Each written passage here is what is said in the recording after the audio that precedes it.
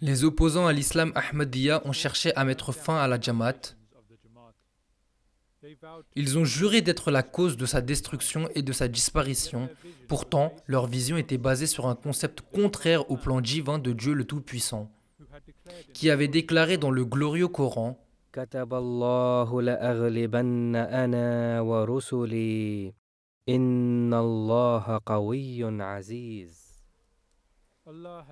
Allah a décrété: Je l'emporte certainement, moi et mes messagers.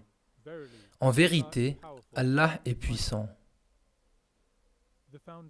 Les fondations de cette communauté ont été posées par le prophète Hazrat Mirza Ghulam Ahmad de Qadian, le Messie et Mahdi promis. Ainsi, les ennemis des Ahmadis ont annoncé leur plan malicieux pour détruire cet établissement céleste.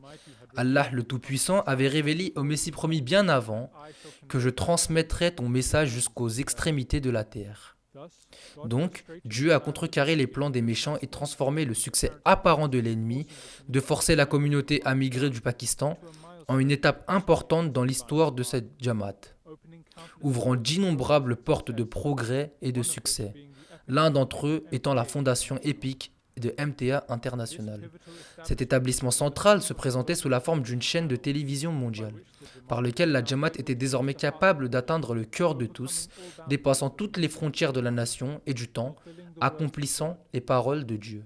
والناشرات نشرا فالفارقات فرقا.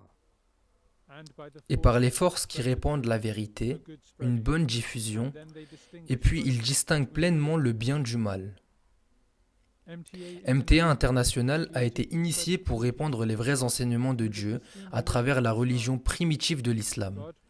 Dieu, par sa grâce divine et à travers les inventions innovantes de l'époque, a donné à la Jamaat l'opportunité d'entrer dans cette ère révolutionnaire de proportions mondiales, en utilisant les médias électroniques.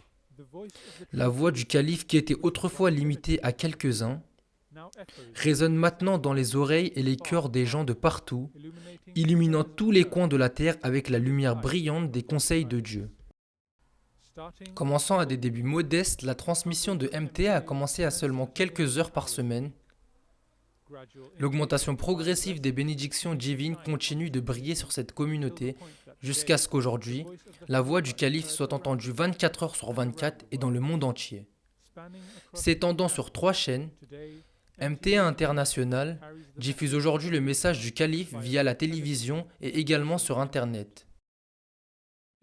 Il est maintenant consulté par d'innombrables sur de nombreux appareils mobiles, y compris BlackBerry, iPhone et Android.